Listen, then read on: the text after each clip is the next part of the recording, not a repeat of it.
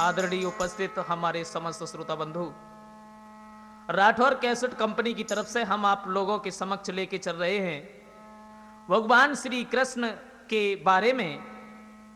यानी श्याम सुंदर का अवतार जब मथुरा की जेल खानों में हुआ, गोकुल और वृंदावन में इन्होंने बाल लीला दर्शाई।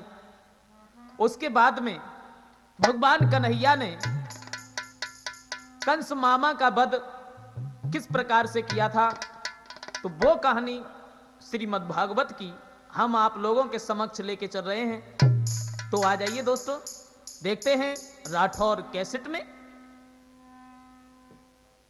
इधर कंस मथुरा में बैठा हुआ है सिंहासन पर। जब शासन कर रहा था तो एक बार कंस के पास में ऋषि नारद पहुंच गए। नारद जैसे ही पहुंचे, वैसे कंस महात्माओं से बहुत जलन मानता था, लेकिन ऋषि नारद से कंस बहुत हित करता था। हां, और जैसे ही नारद पहुंचे, कंस ने बड़े सुंदर से आसन पर बिठा लिया। आइए महाराज, आइए, आज तो बड़े दिन के बाद में आए। नारद कहने लगे, कंस हमें एक बात बता। क्या? पहले जब कभी हम आया करते थे तब तुम इतने उदास नहीं मालूम पड़ते थे, अब क्या बात है? तो नारद बोले, ओ कंस राज, और क्यों दशा बिगड़ती जाती है, और दिन है बसंत के खिलने पर क्यों कली सिकुड़ती जाती है।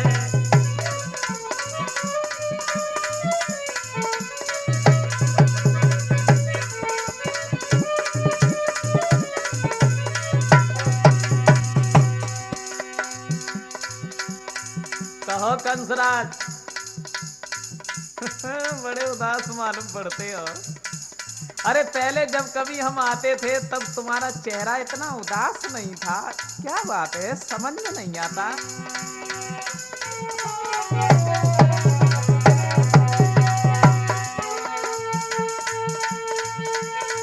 शंका हो जो कब दुश्मन की,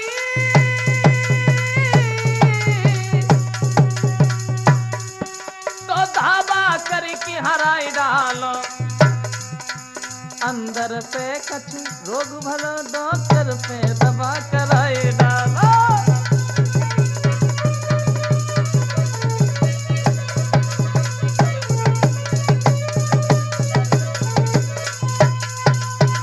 कहिए कंसराज, अरे क्या बात है भाई, तुम इतने उदास क्यों हो? अगर तुम्हें किसी न किसी का डर है, तो तुम तो राजा हो, उस डर को निकाल दो। कंस कहने लगा, बाबा नारद, तुम्हें तो मालूम है हमारे दो जो काल हैं, कृष्ण और बलराम, उस लड़की ने हमें यह बताया था, दोनों गोकुल में पैदा हो गए हैं, अब तो वो वृंदावन में हैं। तुमने कुछ दिन पहले हमें यह भी बताया था, काली देह में जो कमल के पुष्प हैं उन्हें मंगवाओ तब दोनों खत्म हो जाएंगे, लेकिन हमने वो भी किया। अब समझ में हमारे एक बात नहीं आती है कि उन दोनों का कैसे वध हो, क्योंकि मैं मरना नहीं चाहता। बाबा नारद, मैं अगर मर गया ना, दुख तो हमें केवल इस बात का है, हमारे प्रजा के लोग, अरे ये बिना मौत मारे जाएंगे, हमारे पीछे रो रो के मर जाएंगे, फिर इनकी सेवा कौन करेगा? समझ में नहीं आता। बाबा नारद, तुम कोई ना कोई उपाय बताओ, मैं मरना नहीं चाहता। नारद कहने लगे, कंसराज, आज हम तुम्हें एक बात बताएं। बोलो ना, मैं तो तुमसे वही बात पूछ रहे हैं, क्या कह रहे हो तुम बताओ। आज हम एक बात का पर्दाफाश करना चाहते हैं, हमने तुम्हें आज दिन तक नहीं बताया। कृष्ण और बलराम जो तुम नंद बाबा और यशोदा का लड़का समझ रहे हो, ये तुम्हारे बहन और बहनोई वसुदेव देवकी के लड़का है। भगवान की माया हुई थी, इन्होंने रात ही रात में उन्हें गोकुल में भेज दिया था, तुमने जान नहीं पाया। इसका मतलब ये है, इसका मतलब ये है हमारे बहनोई ने हमें छिपा करके और हमारे काल को गोकुल में भेजवा दिया। हम उन दोनों को जीवित नहीं छोड़ेंगे। और कंस जैसे ही तलवार को लेके भागा, बाबा नारद ने पकड़ लिया। भाई कहां जा रहे हो? अरे तुम्हें नहीं मालूम है ये तुम्हारे घर में है, जब चाहो तब मार देना। अब ऐसा सोचो कि वो दोनों कैसे खत्म हो, कृष्ण और बलराम। बाबा नारद तुम हमें बताओ उन दोनों का कैसे वध होगा, वो कैसे मारे जाएंगे? क्योंकि मैं मरना नहीं चाहता। मैं मर गया ना तो प्रजा की सेवा कौन करेगा, प्रजा की देखभाल कौन करेगा? भला मैं मरना नहीं चाहता, ये प्रजा के लोग मेरे पीछे रो रो के मर जाएंगे, तुम हमें बताओ। अच्छा ऐसा करो, बोलो ना, अगर वो दोनों तुम्हारे पास में आ जाएं तो? बाबा नारद अगर वो दोनों हमारे पास में आ गए तो हम उन्हें मार देंगे, लेकिन वो आएंगे कैसे मेरी समझ में नहीं आता। ऐसा करो, तुम अपने यहां धनुष यज्ञ रचो और सबको यहां पर बुलवाओ। जब तुम्हारे पास में आ जाएंगे तो दोनों को मार देना। कंस ने जब धनुष यज्ञ रचा है, सोचा वृंदावन में हम किसे भेजें, तो अक्रूर को अपने पास में बुला लिया। ए अक्रूर, कहिए महाराज। पत्र को लेकर के तुम वृंदावन में नंद बाबा के पास में चले जाओ। हमारे यहां जो धनुष यज्ञ है उन्हें बुला करके लाना है। महाराज हम तुमसे एक बात कह रहे हैं, कृष्ण और बलराम को इस जगह पर मत बुलवाओ, क्योंकि अगर कृष्ण और बलराम तुम्हारे पास में आ गए, वो जितने तुम्हारे करीब आते जाएंगे समझ लो उतनी मौत तुम्हारे पास में आती जाएगी।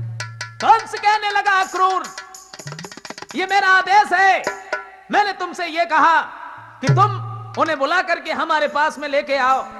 अगर तुमने ऐसा नहीं किया तो समझते हो इसका परिणाम क्या होगा?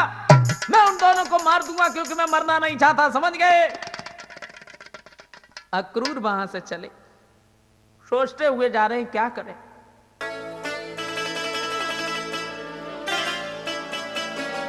शाम के समय जैसे ही वृंदावन में पहुंचे हैं, नंद बाबा ने देखा है तो उन्हें बिठा लिया है। श्याम सुंदर आए हैं, उन्हें प्रणाम किया और एक बात कही है, चाचा तुम हमें एक बात बताओ, कंस मामा तो इतना बड़ा दुराचारी है, फिर उसके साथ में तुम्हारी कैसे बन जाती है, तुम उसके साथ कैसे रहते हो? अक्रूर कहने लगे बेटा हम क्या बताएं तुम्हें। कंस अगर ये कहता है अक्रूर ये घोड़ा नहीं है गधा है, तो मुझे कहना पड़ता है जी हजूर ये गधा है। कंस अगर ये कहता है अक्रूर ये आम नहीं है बबूल है, तो मुझे कहना पड़ता है जी हजूर ये बबूल है। श्याम सुंदर कंस के जी हजूर करते करते हमारी जीभ छनकी। और कन्हैया तुम्हें उसने बुलवाया है, इसलिए तुम सुबह हमारे साथ में चलो और उसका वध कर दो। नंद बाबा ने जैसे ही सुना सोचने लगे अब क्या करें। जब से हमारे घर में कृष्ण और बलराम पैदा हुए हैं तब से ये कोई न कोई पहले तो उपद्रव होता रहा और आज उसने बुलवा ही लिया है, क्या करें समझ में नहीं आता। तब तक ग्वाला आ गए और उन्होंने जवाब दिया बाबा चिंता की क्या बात है, सुबेरा जब होगा तो हम तुम्हारे साथ में चलेंगे, देखेंगे कि कंस कैसा है। जब सुबेरा हुआ रथ सजवाया और रथ सजवाने के बाद में श्याम सुंदर बलराम नंद बाबा जितने भी ग्वाला थे सब चले हैं। और जैसे ही चले तब चले हैं मथुरा को भगवान, और देख के यशोदा भई हैरान। चले हैं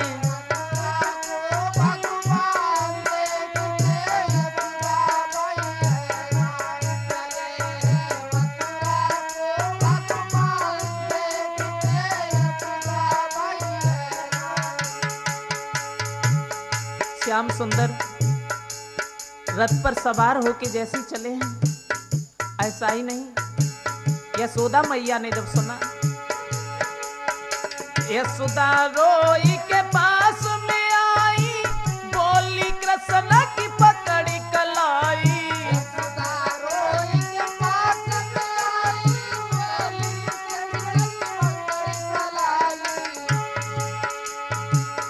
यशोदा रोई के पास में आई, बोली कृष्ण की पकड़ी कलाई।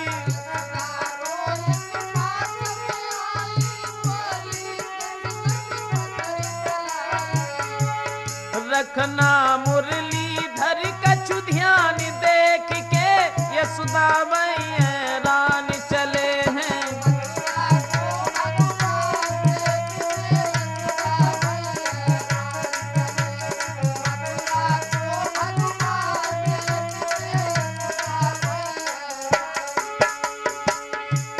यशोदा मैया ने जैसे ही सुना कि श्याम सुंदर जा रहे हैं, तुरंत ही भागती हुई आई और जवाब दिया, लाला तुम जा रहे हो?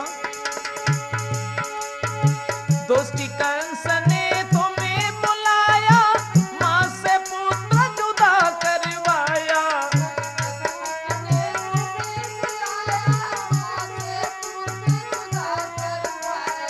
दोस्त कंस ने तुम्हें बुलाया, मां से पुत्र जुदा करवाया।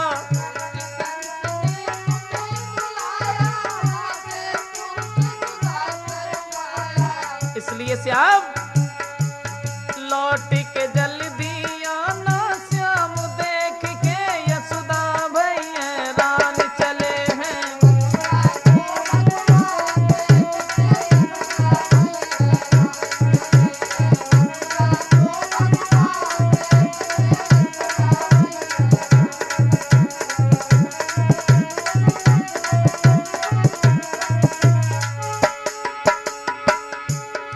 जवाब दिया, श्याम सुंदर तुम जा रहे हो?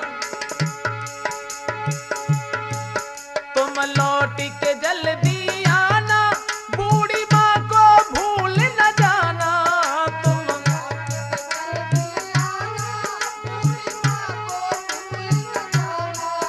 तुम लौट के जल्दी आना, बूढ़ी माँ को भूल न जाना।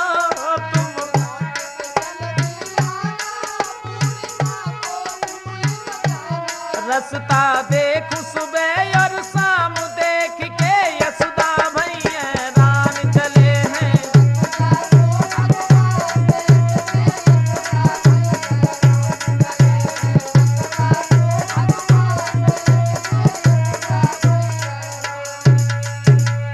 तुरंत ही यशोदा मैया उनके सामने आई हैं, जवाब दिया, बेटा तुम जा रहे हो? श्याम सुंदर कहने लगे, मैया तुम रो ना। माँ मैं कहीं दूर नहीं जा रहा हूं, मैं मथुरा में जा रहा हूं। मैया कल कंस मामा के यहां धनुष यज्ञ है और परसों हम तुम्हारे पास में लौट के आ जाएंगे माँ, इसलिए तुम रो ना। यशोदा को समझा करके श्याम सुंदर जब हट नहीं पाए हैं, तब तक क्या देखा है कि सब लड़कियों ने घेर लिया है। तो राधा सामने आई है और जवाब दिया, श्याम कहां जा रहे हो? कन्हैया कहने लगे, राधा कहीं दूर थोड़ी जा रहे हैं क्या? हाँ अरे राधा मथुरा नगरी जा, त परसों ही लौट के आना।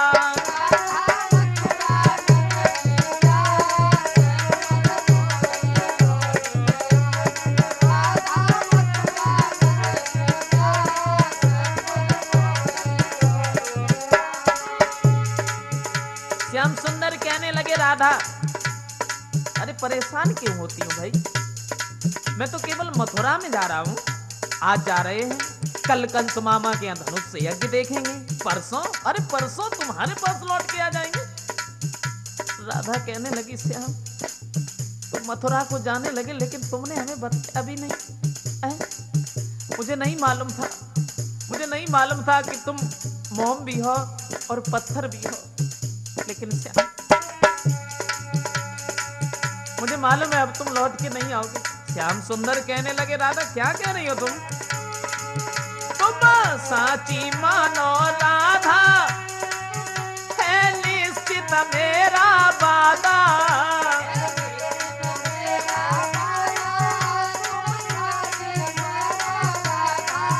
तुम साची मानो राधा, है निश्चित मेरा वादा।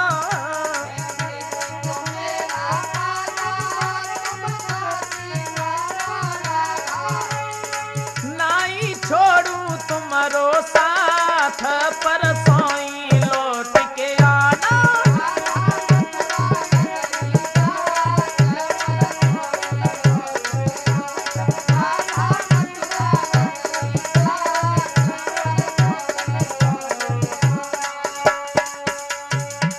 तुरंत ही जवाब दिया है, राधा तुम रो ना, देखो हम मथुरा में जा रहे हैं और परसों, अरे कल की तो बात ही है, परसों हम तुम्हारे पास लौट के आ जाएंगे। राधा कहने लगी, श्याम सुंदर मुझे मालूम है कि अब तुम लौट के नहीं आओगे। क्या? ये तुम क्या कह रही हो? मैं बिल्कुल सच कह रही हूं। जरा सोचो मैं तुम्हारे बिना कैसे रहूंगी श्याम सुंदर। अरे कैसे रहूं मैं गिरधारी, नहीं छोड़ो मेरो साथ।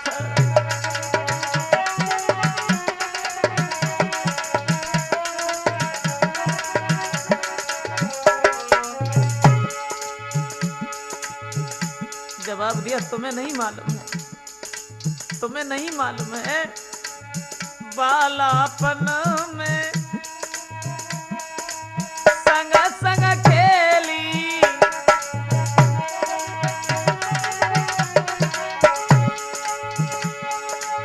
हर एक बात सुनी तुम मेरी।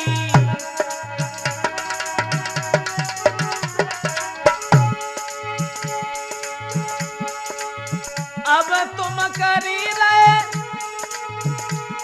अरे हमें अकेली, कछु बोलो इतकारी, नहीं छोड़ो मेरो साथ। कैसे रहूं मैं गिरधारी, नहीं छोड़ो मेरो साथ।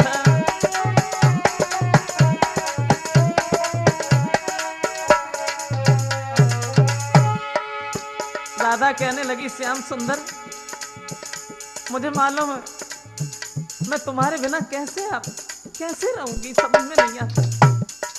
भगवान कन्हैया कहने लगे, राधा अरे मैंने कहा ना रो ना, अरे कल की तो बात है, परसों हम तुम्हारे पास में आ जाएंगे।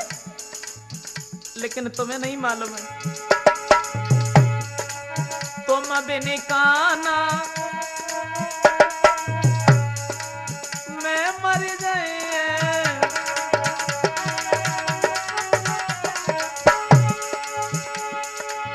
बिना तुम्हारे न खाना खाए।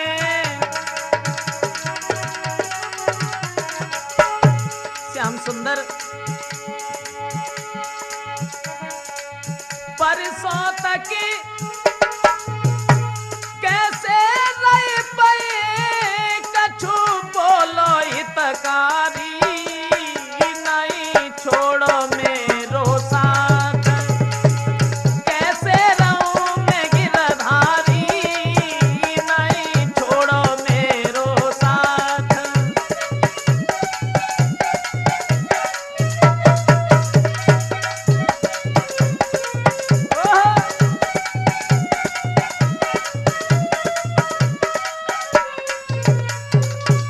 राधा एकदम से कहने लगी है, श्याम सुंदर मुझे मालूम है कि मथुरा और वृंदावन में बहुत बड़ा फर्क है, बहुत बड़ा अंतर है। तुम वहां जाके लौट करके नहीं आओगे। और मुझे मालूम है श्याम सुंदर, क्योंकि मथुरा और वृंदावन में बहुत बड़ा फर्क है। वहां ज्ञान ध्यान धारी हरि पंडित अनेक रहे, यहाँ ग्वाल बाल गोपियां सब ही गमारिन है। यहाँ घास फूस की झोपड़ियन में रहनो पड़े, वहां युन अमीरन के अटायर अटारी है। श्याम सुंदर नहीं मालूम है तुम्हें, यहाँ साग बथुआ सऊ फुअरियन के हाथ को, वहां सुंदर भोजन बनाती सुंदर नारी है। लेकिन रहियो बिहारी जहां रही बे की इच्छा तुम्हारी मोई भूल मत जइयो, मैं तो प्रेम की पुजारिनी। श्याम सुंदर तो मुझे भूल मत जाना, जा तो रहे हो, हम तुम्हें रोक तो नहीं पाएंगे, लेकिन परसों हमारे पास में लौट करके आ जाना। भगवान कन्हैया खड़े हैं, एक शब्द भी राधा से नहीं बोल पाए। तब बलराम ने देखा तो नहीं बोल श्याम पर आया, बलदो ने समझाया।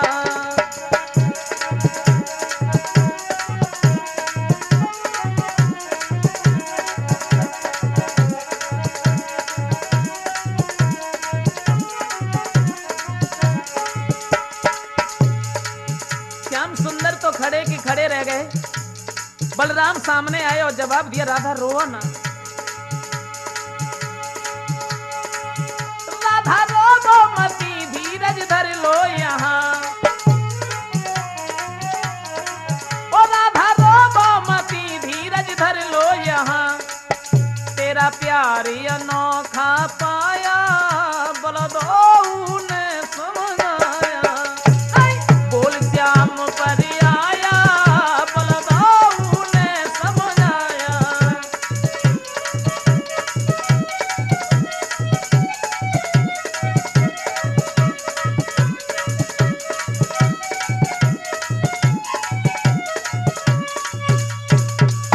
तुरंत ही बलराम ने समझाया है राधा को और जवाब दिया है, राधा तुम रो ना, रो ना, श्याम सुंदर तुम्हारे पास में लौट के आएंगे। राधा और सब लड़कियों को समझाने के बाद में श्याम सुंदर और बलराम, नंद बाबा सब ग्वालों को साथ में लेके भगवान कन्हैया ने जैसे ही रथ आगे को बढ़ाया है, आगे को बढ़ते हुए जैसे ही चले हैं, यशोदा मैया, राधा और जितनी भी लड़कियां हैं श्याम सुंदर की रथ की तरफ देख रही हैं। ऐसा ही नहीं तो क्या पुत्र विरह की ज्वाला है, और ये यशोदा से मिलके पूछो, और प्रेमी की गति क्या होती है ये राधा के दिल से पूछो।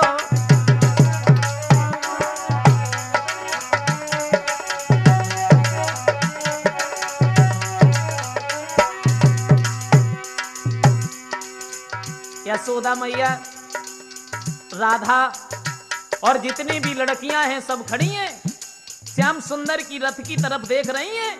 क्या दशा थी, क्या पुत्र विरह की ज्वाला है, ये यशोदा से मिलके पूछो, प्रेमी की गति क्या होती है ये राधा के दिल से पूछो। एक विद्वान लिख रहा है और उसने बताया, ये प्रेम बुरी जंजीर वीर तुम झूठ मती जानो, जमनाए जाति कछ पे सबुरी बीमारी जाए जानो, रे हमेशा दिल पे दिल धड़के, और बुद्धि करे न काम कले, जो बिन प्रेमी तड़पे, रे हराम खाना पीना होवे, और दिन में परे न चैनो, रात को नींद न आए।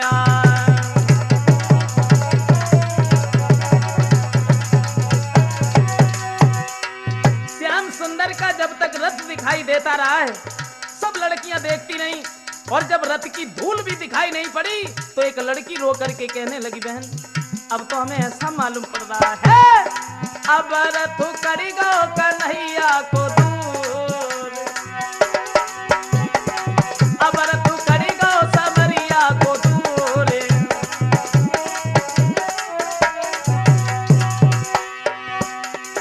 लड़की बोली, सोची थी मैंने तू करके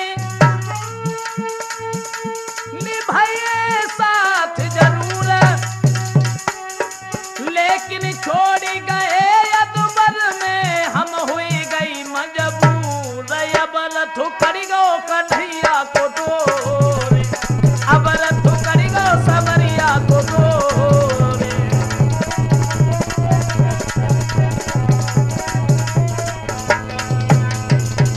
रथ की जब धूल भी दिखाई नहीं दी है तो लड़कियां जो थीं यशोदा मैया घर पर लौट करके आ जाती हैं।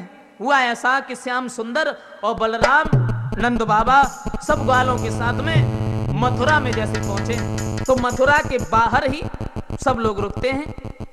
श्याम सुंदर ने देखा मथुरा नगरिया देखने में तो बड़ी सुंदर है, तो नंद बाबा से एक बात कही, बाबा बोलो, वैसे देखने में मथुरा नगरिया बड़ी सुंदर दिखाई पड़ती है, कहना क्या चाहते हो? मेरा मतलब ये है कि हम इस मथुरा को देखने के लिए जाएं। नंद बाबा कहने लगे बिल्कुल नहीं। क्यों? क्योंकि ये वृंदावन नहीं है। वो तो हमें भी मालूम है, तुम्हें एक बात नहीं मालूम है, मथुरा में लोग इतने झगड़ालू हो गए हैं जो किसी की बात को सुनते ही नहीं, बिना बात के झगड़ा करने लगते हैं। तुम यहां बड़े खामोश बैठो, कहीं भी नहीं जाओगे मथुरा देखने के लिए। श्याम सुंदर जब अपनी जिद पर अड़ जाते हैं और जवाब दिया, बाबा नजदीक से नहीं दूर से, दूरी ही दूर से बाबा जी मैं नगर देख के आए हैं।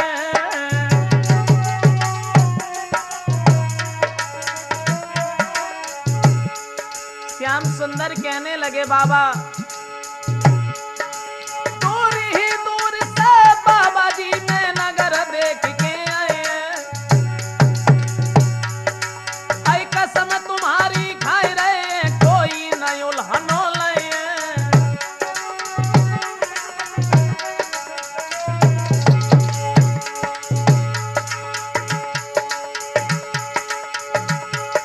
मेरे बाबा सुंदर महल परे दिखलाए और लेके संग जाऊं दाऊ को लौट के जल्दी आए।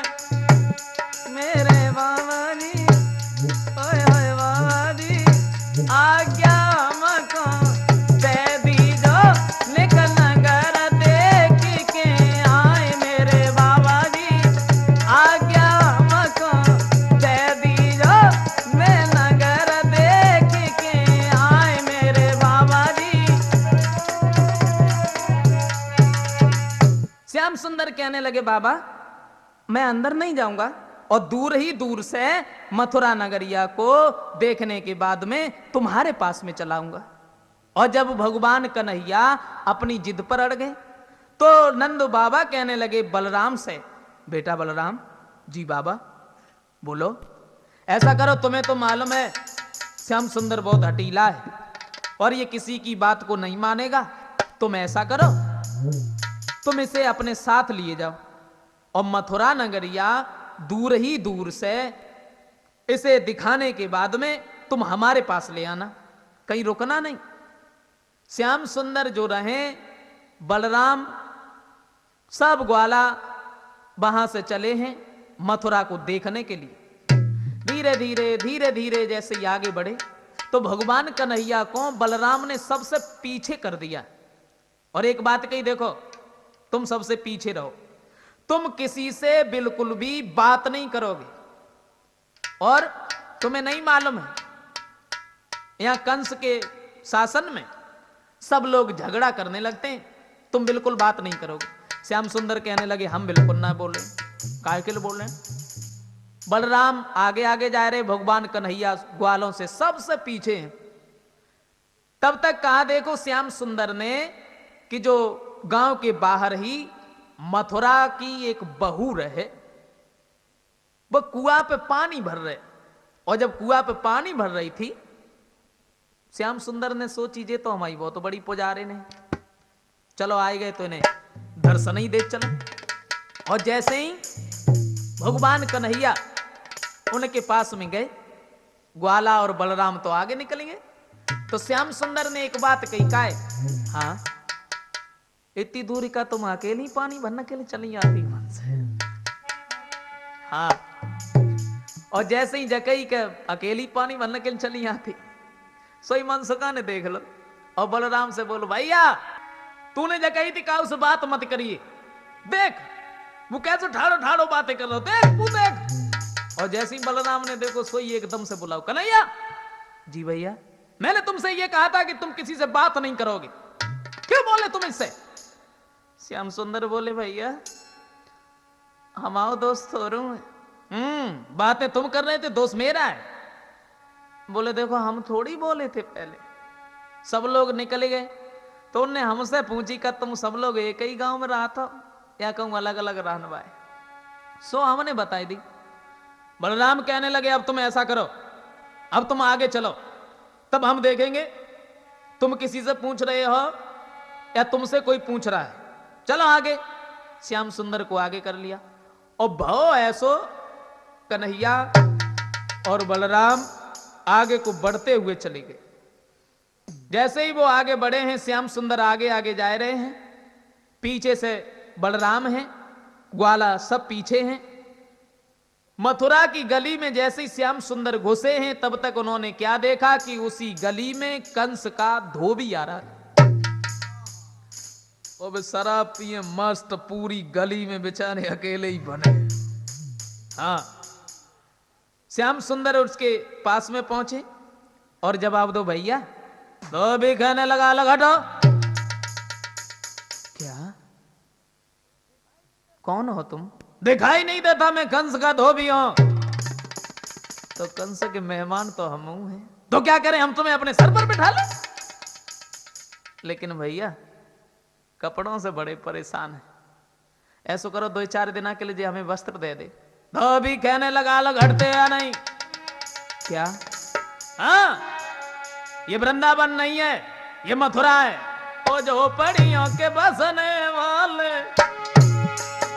मथुरा में सभी हीर नहीं। यहाँ सानन तेरी चल पाएगी, नंद बाबा की जागीर नहीं।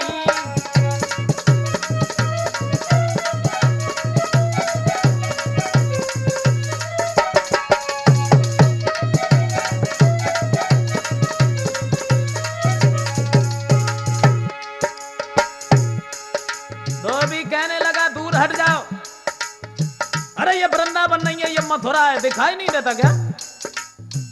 श्याम सुंदर बोले भैया मुझे मालूम है ये मथुरा में खड़े हैं। ओ झोपड़ियों के बसने वाले, मथुरा में सभी हीर नहीं। ये सानन तेरी चल पाएगी, नंद बाबा की जागीर नहीं।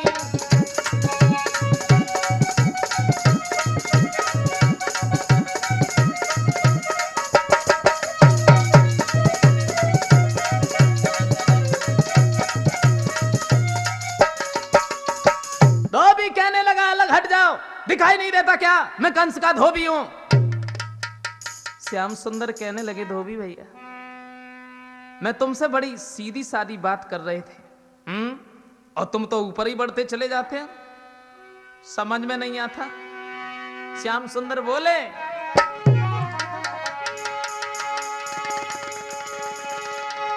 मैं सीधी सादी बात करूं तू उल्टा सीधा चलता है, और मेरे ये न मीठे बचनों पे नालायक जहरी उगलता है।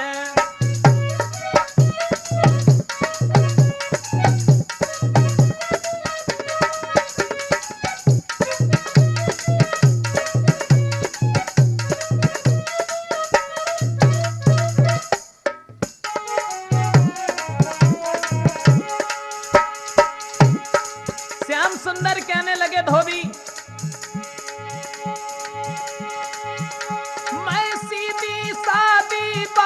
करूं तू उल्टा सीधा चलता है, मेरे न मीठे वचनों पे नालायक जहरी उगलता है।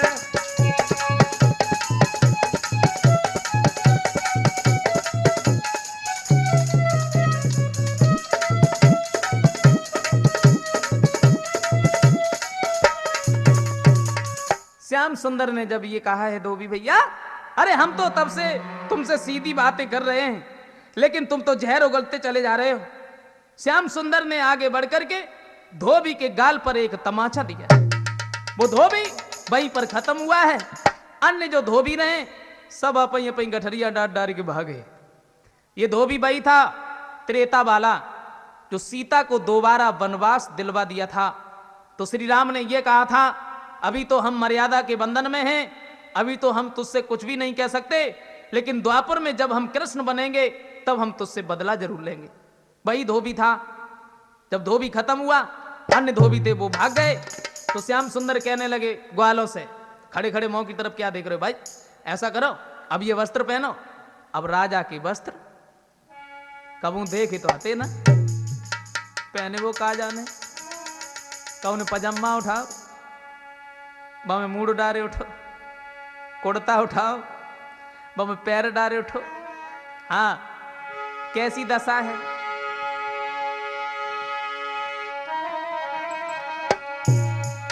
कि जामे का पाजामा माना और पाजामा जामा बना लिया रे, जामे का पाजामा माना।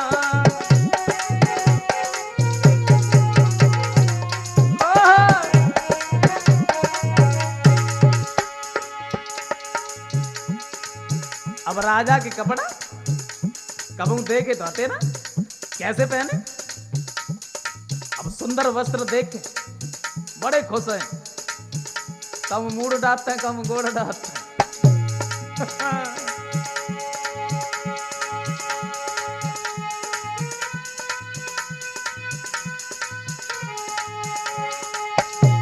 जामे का पाजामा माना,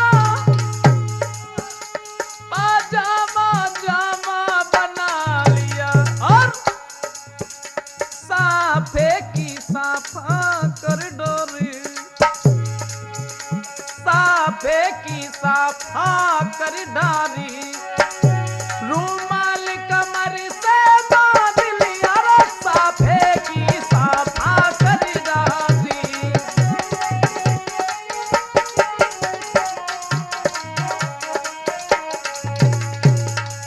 उल्टे सीधे जब वस्त्र पहनने लगे हैं तो कंस के दर्जी उस जगह पर आता है और उसने सबके वस्त्र फिट किए हैं। श्याम सुंदर ने उसे आशीर्वाद दिया है और वहां से आगे चले। तो मनसुखा बोलो, बलराम भैया। हाँ बोलो। तुम इतनी दूर आगे चले और कोई फायदा ना है भाई। देखो श्याम सुंदर थोड़ी दूर आगे चलो, कितने अच्छे अच्छे वस्त्र मिल गए पहनने के लिए। कन्हैया से कही, श्याम सुंदर तुम ही आगे चलो, तुम ही चलो, चलो ना ठाड़े खाए के लिए चलो आगे। अब श्याम सुंदर को फिर आगे कर दो। जैसे ही भगवान कन्हैया आगे बढ़ते हुए गए और बाई गली में जैसे ही आगे बढ़े तो कहा देखी कि कंस की दासी आ रही। दासी कैसी रहे, कितनी सुंदर रहे। एक हाथ में चंदन को कटोरा है, एक हाथ में लाठी है और लचे लचे आए रहे। कैसी थी कंस की दासी जब आ रही थी सामने से, लेकिन वे सुंदर कितनी रहे। सुंदर सुंदर की तो पूछो ही मत।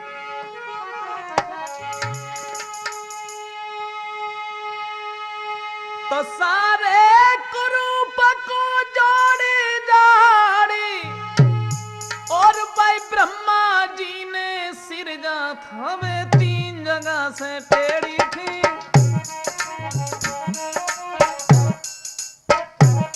वे तीन जगह से टेढ़ी थी और नाव लली को कुबिजा था।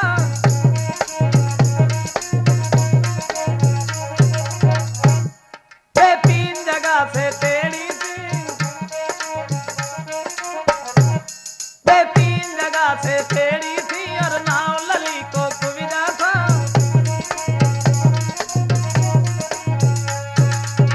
कुबिजा, एक हाथ में चंदन को कटोरा है और दूसरे हाथ में लाठी है।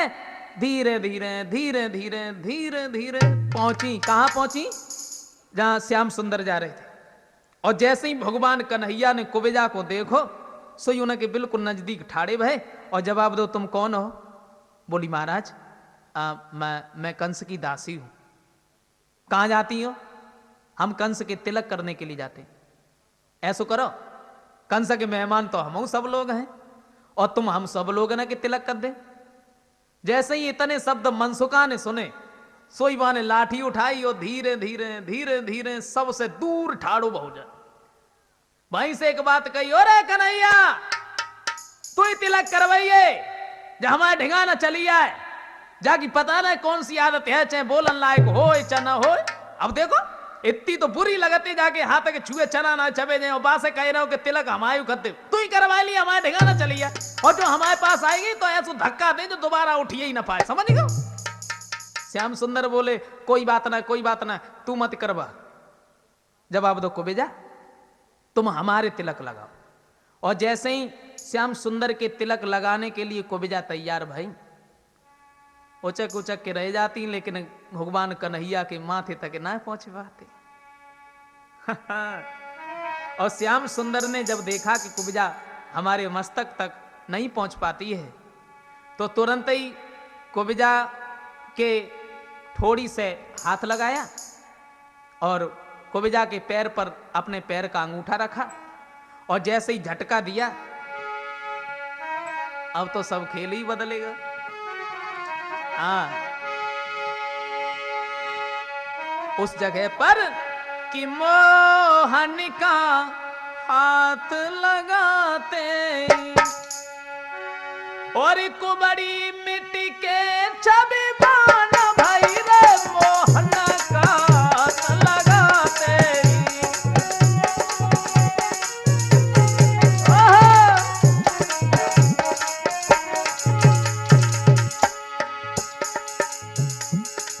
भगवान कन्हैया ने जैसे ही हाथ लगाओ, अरे भैया वो दासी दासी नहीं रही, मोहन का हाथ लगाते ही कुबड़ी मिट्टी के छविमान भाई रे फट गया यकायक परदासा,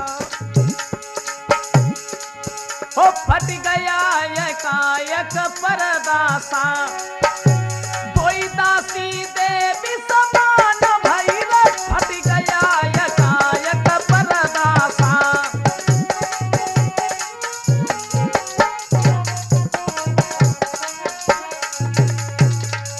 तुरंत ही श्याम सुंदर ने जैसे ही हाथ लगाया है, वो दासी दासी नहीं रही बल्कि देवी के समान बन गई। और जैसे ही मनसुखा ने देखो सब खेल ही बदलेगा, तुरंत ही लाठी उठाई और धीरे धीरे धीरे धीरे धीरे धीरे जहां पर कुबेजा ठाड़ी रहे, बस बाई के बिल्कुल नजदीक ठाड़ू हो। और श्याम सुंदर ने धीरे से एक बात कही, कुबेजा अब तुम ऐसा करो, अब तुम हमारे तिलक कर दे और तुम जाओ। सोई मनसुखा बोलो, हाँ तुम ही एक कंस के मेहमान हो तो सब तुम्हारे पिछेला घूमना है, तुमने बड़े आराम से कह दी कुबेजा तुम हमारे तिलक कर दे और तुम जाओ, हैं हम सब लोगों ने तिलक ना लगवाए। सोई श्याम सुंदर बोले तू ही तो अबे कह रहे हो, तो जब हमारे ढिंगाना चली है हम जा में धक्का दी। सोई मनसुखा बोलो देखो हमें कहा मालूम आती इतनी जल्दी सब खेल ही बदल जाए। जवाब दो श्याम सुंदर ने, कुबेजा आप ऐसा करो तुम सबके तिलक लगाओ।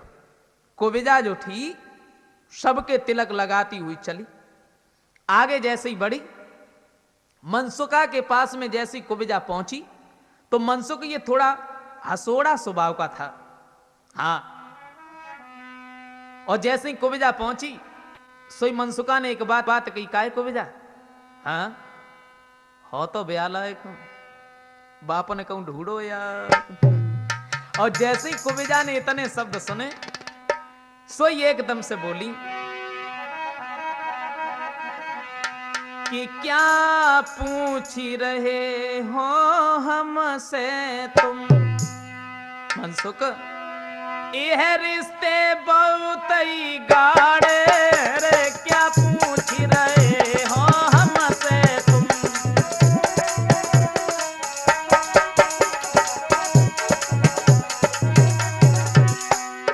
कुबेजा कहने लगी मनसुख तुम्हें नहीं मालूम है क्या पूछ रहे हमसे तुम, ये रिश्ते बहुत ही गाढ़े,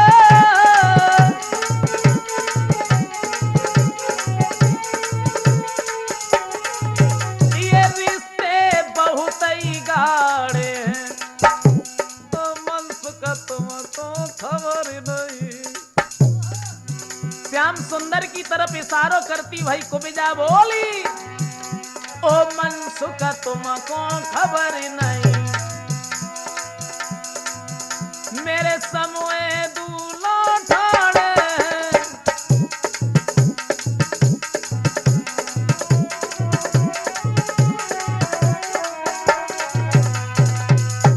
तुरंत ही जवाब दिया, यानी श्याम सुंदर की तरफ जब इशारा करती हुई बोली है, और मनसुखा ने जैसे ही कन्हैया की तरफ इशारो देखो, सोईबू कान लगो, कोई बात ना, कोई बात ना, को भेजा, अरे हम तो वैसे ही पूछ ले, कोई बात ना।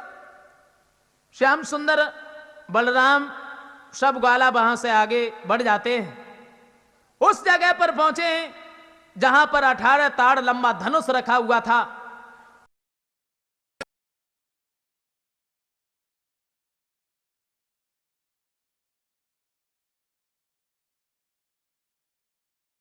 धनुष को जब तोड़ दिया है, धनुष तोड़ने के बाद में नंद बाबा के पास में चले आते हैं। दूसरा दिन हुआ और उधर कंस ने जब यह सुना है कि हमारा धनुष भी टूट गया है, एकदम से दरबार में बैठ गया। जवाब दिया, हमारे दरबार में बैठे हुए सर्व सज्जनों, पहरेदारों, पहलवानों, कान खोल करके सब हमारी एक बात सुन लो। आ गया समय कुर्बानी का, ये समय आना कानी का नहीं है। कान खोल करके हमारी एक बात ये सुनो, जिस जगह पर एक एक दो दो पहरेदार खड़े होते थे, उस जगह पर 10-10, 20-20 पहरेदार लग जाओ। वो दोनों अंदर ना आ पाए। हमारे ससुर जरासिंधु ने जो हाथी दिया है, कुबलिया पीड़ हाथी, जिस हाथी में 10,000 हाथियों का बल है, पीलवान से कहो शराब पिला करके उसे मस्त कर दे, दरवाजे पर खड़ा कर दे। अगर दोनों आए तो उसी जगह पर कुचलवा करके मरवा देना, वो दोनों मेरे पास न चले आए। और जब ये कहा है, उसी समय हुआ ऐसा, पहरेदार लग जाते हैं। जब पहरेदार लगे, पीलवान भी खड़ा है, हाथी को शराब पिला करके मस्त कर दिया। कृष्ण और बलराम जब चले वहां पर, पीलवान के सामने पहुंचे। श्याम सुंदर ने दोनों हाथ जोड़े और जवाब दिया, भैया आप अपने इस हाथी को अलग हटा लीजिए, मुझे अंदर जाना है। पीलवान कहने लगा, ऐसे नहीं, अगर तुम्हें बल है, ताकत है, तो 10,000 हाथी की ताकत मेरे हाथी से अजमैयो।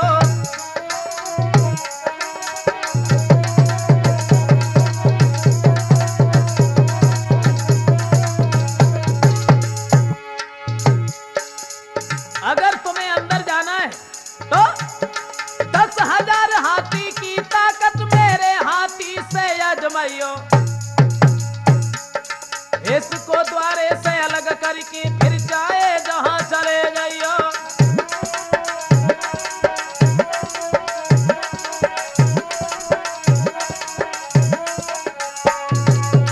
पीलवान कहने लगा, ऐसे नहीं, अरे ऐसे अंदर नहीं जाओगे।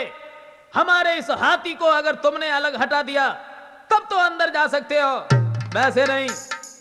तो श्याम सुंदर कहने लगे, पीलवान आज दिन तक तो हम झुके रहे, और झुके, लेकिन अब हम झुकने वाले नहीं है, समझ गया क्या? तो इस हाथी को हमारे सामने खड़ा किए है, लेकिन नहीं मालूम है तुझे, हम झुके तो इस कदर ही झुके, और जैसे भेड़ी झुक जाती है, जैसे भेड़ी झुक जाती है, उभरे तो ऐसे उभरे जैसे ज्वाला उभराती है।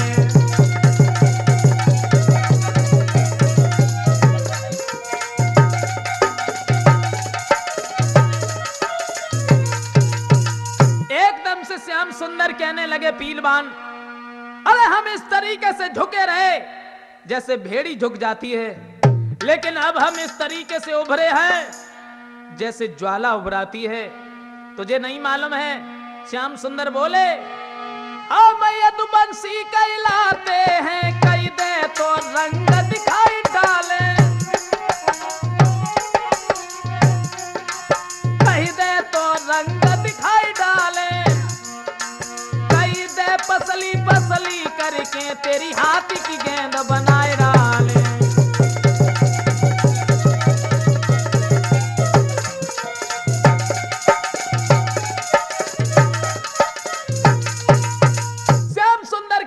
पीलवान, अब हम झुकने वाले नहीं हैं, बढ़ा दे अपने हाथी को। अब हम देखें कि तेरे हाथी में कितना बल है, कितनी ताकत है। अंकुश मार करके पीलवान ने जब हाथी को आगे बढ़ा दिया है, ऐसा ही नहीं दोस्तों, श्याम सुंदर की तरफ वो हाथी भागा, भगवान कन्हैया ने उस हाथी में लात घूंसा दिया है, वो हाथी बलराम की तरफ भागा चला गया। बलराम ने उस हाथी में लात दी, वो हाथी श्याम सुंदर की तरफ भागा चला गया। अब तो फुटबॉल बना लिया। श्याम सुंदर ने एकदम से उस हाथी को जब मारा है, और कृष्ण और बलराम वहां से आगे बढ़ते हुए चले गए जहां कंस का दरबार लगा हुआ था। कंस ने जैसे ही देखा तो एकदम से चीखने लगा, पहलवानों क्या कर रहे हो तुम? ये दोनों हमारी तरफ आ रहे हैं, हमारी तरफ ना आ पाए, दोनों को पकड़ करके मार दो, क्योंकि मैं मरना नहीं चाहता। मैं मर गया ना तो तुम हमारे पीछे रो रो के मर जाओगे, फिर तुम्हारी सेवा कौन करेगा? अरे मार दो इन दोनों को। दो पहलवान भागे, शंख और चारूढ़। शंख और चारूढ़ पहलवान हाथ श्याम से मिला रहे हैं, जगत खिलाड़ी खिलवाड़न में खेल खेल में खिला रहे हैं।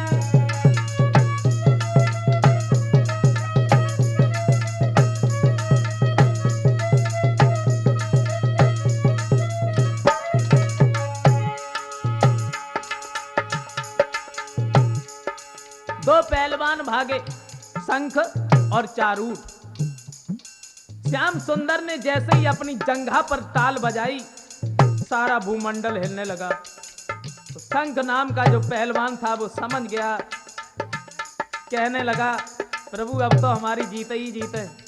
अगर हमने तुम्हें मार दिया तो कंस के यहाँ से बहुत इनाम मिलेगा, और तुमने अगर हमें मार दिया फिर भी हमारी जीत है, हमें स्वर्गधाम मिलेगा। शंख और चारूढ़ पहलवान हाथ श्याम से मिला रहे हैं, जगत खिलाड़ी खिलवाड़न में खेल खेल में खिला रहे हैं।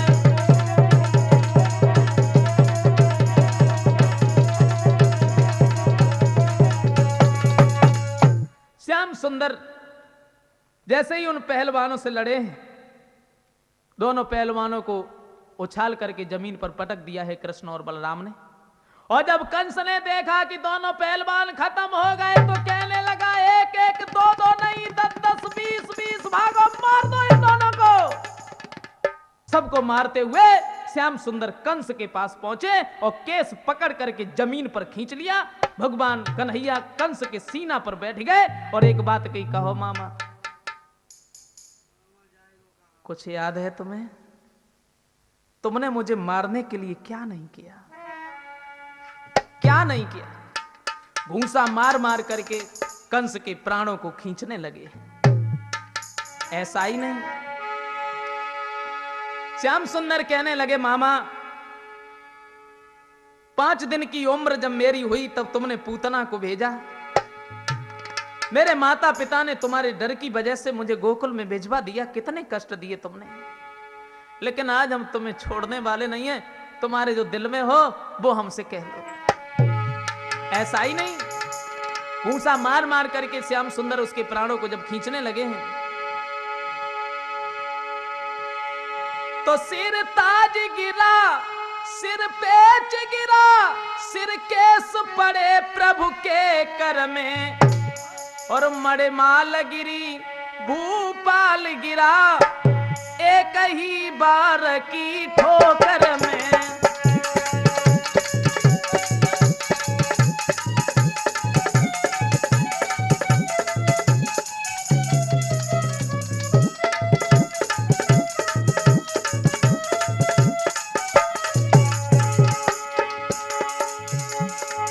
सिर ताज गिरा, सिर पेच गिरा, सिर केस पड़े प्रभु के कर में। मणिमाल गिरी रे भूपाल